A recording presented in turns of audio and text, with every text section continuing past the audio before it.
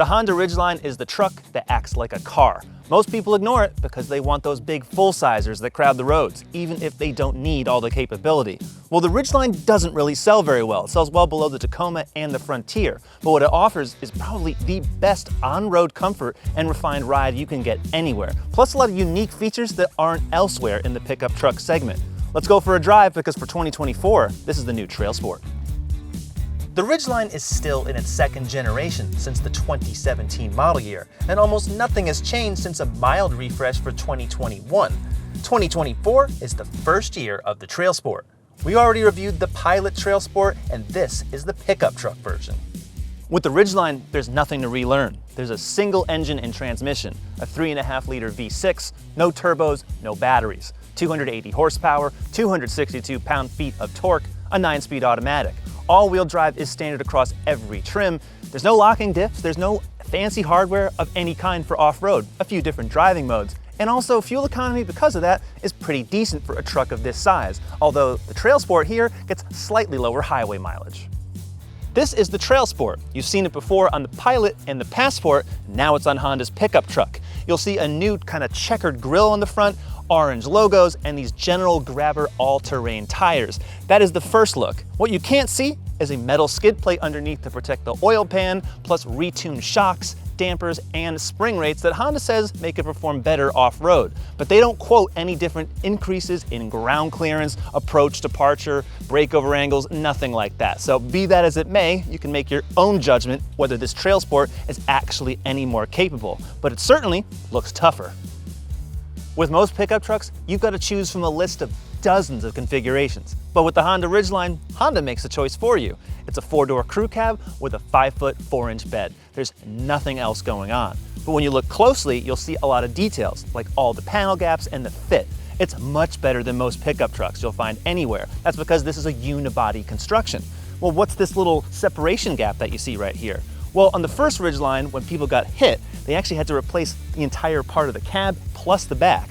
To reduce service costs, Honda actually put that seam there so that this panel can actually be replaced as opposed to the entire thing, including the cab.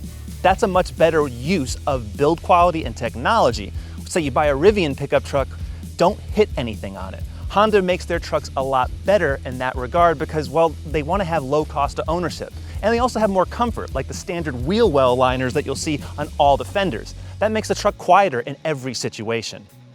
The Ridgeline's tailgate can crack open from the side, almost up to 90 degrees of travel. And the bed inside, it's composite, so not only is it lightweight, but it's not bare metal, and you don't need to order a spray-in bed liner or a drop-in. Now you'll notice that the shallow depth is kind of off-putting. You can't really put as many tall items in here. However, the benefit, less wheel intrusion, so there's more flat loading space. And there's also this little lockable trunk. You can't get that in any other pickup truck, and it's also waterproof and it's got a drain plug, so you could put ice and drinks and anything you want out of sight. The first thing you'll notice about a Ridgeline is that it does not ride like a truck, especially a truck with no weight in the bed. There's absolutely no shuddering, no shaking, no shimmying. It's solid because it's a unibody. And with fully independent suspension at every corner, this is why it rides so well. Now consequently, yeah, it doesn't take much load. Under 1,600 pounds in the back, 5,000 pounds of towing. Still pretty decent. Better than a lot of compact SUVs and crossovers.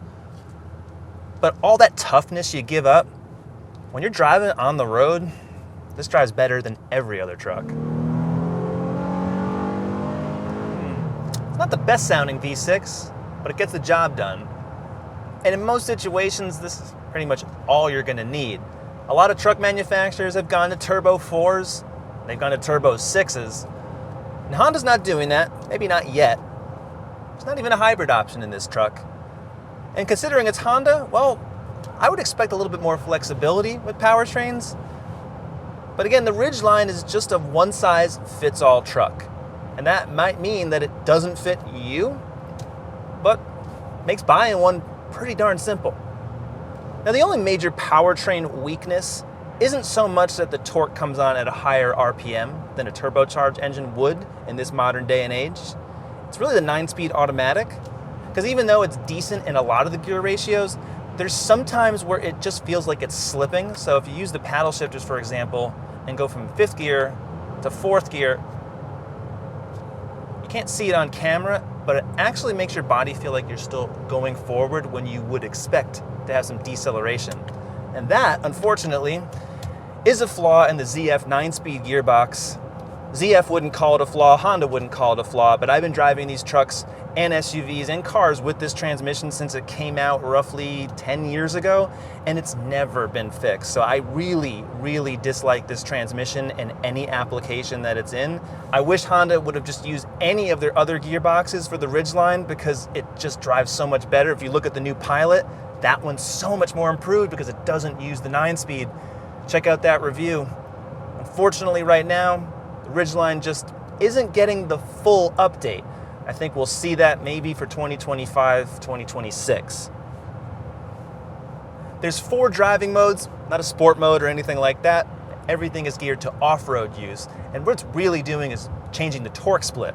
In most situations in the normal mode, it can send up to 70% of the engine's power to the back axle. And at that axle, it can distribute up to 100% of torque to either wheel. So that means if you've got a tire lifted off the ground, that back axle can get you going in no time. It's very, very good. Honda's torque vectoring system just works wonders in that way. If you're really in a hairy situation, you're going to need a truck with lockers, limited slips, things like that. So you're not going to go as far in as tough conditions in a Ridgeline as you would in a Tacoma or a Frontier when they're equipped with those off-road packages. Another thing I just like to point out is that at 55 miles an hour, this feels like I'm doing 35.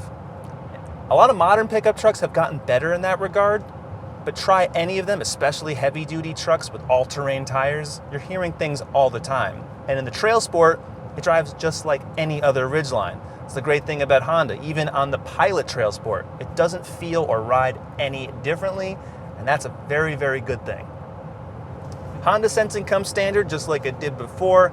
It's got the lane centering feature on marked highways. You press the button here.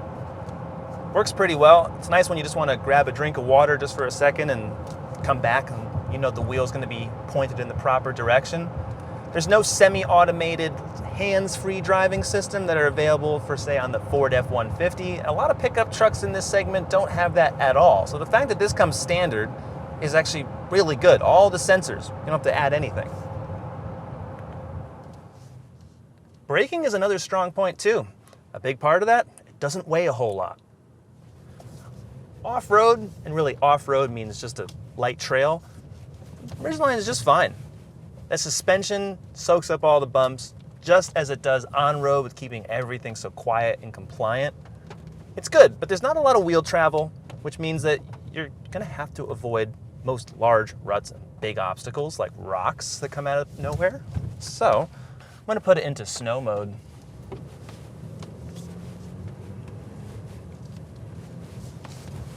It's worth noting that if you have a Subaru, you can do most things in that you could in a Ridgeline. The Ridgeline truly is a car-based SUV.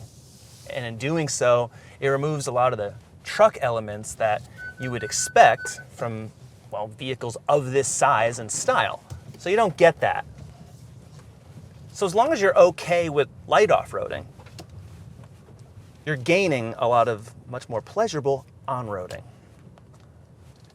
The major change inside, a taller and larger center console that now flips up as opposed to sliding back. And in doing so, Honda removed the adjustable armrests that were on either of these two seats. If you liked those before, you can't have them back.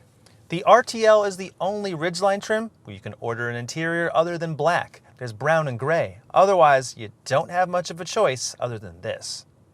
The TrailSport adds some nice orange stitching on the seats, and if you get the black edition, there's some red accents, but for the most part, it's all black all the time. I wish Honda offered more color combinations. There's a new steering wheel that cleans up some of the buttons, but this interior is starting to look really dated. It hasn't changed really a lot since the first 2017 Ridgeline, and it feels like you're in the last-gen Pilot, whereas the new Pilot looks a lot more upscale and cleaner looking.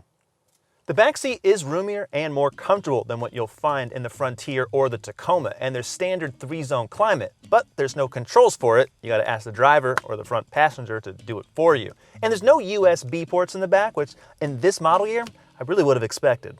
The fold-up rear seats latch in place, so they stay more secure than in most pickup trucks. And the flat loading floor is a really big benefit when you're carrying tall items.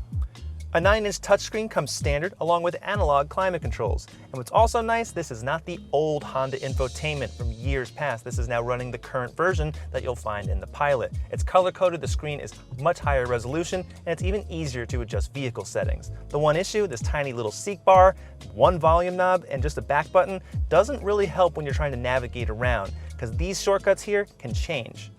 There's a new wireless phone charger. It's in a different orientation, but there's also a lot of blank space next to it for really not doing anything. And this PRND shifter, it takes a lot of getting used to. I've never liked it in any Honda or Acura car. There's a new 7-inch color display. The right side is an actual analog speedometer, and this looks so much better than the VCR display that used to be here on the Ridgeline. You can also change what's in the tachometer. Warnings, thank goodness there's none.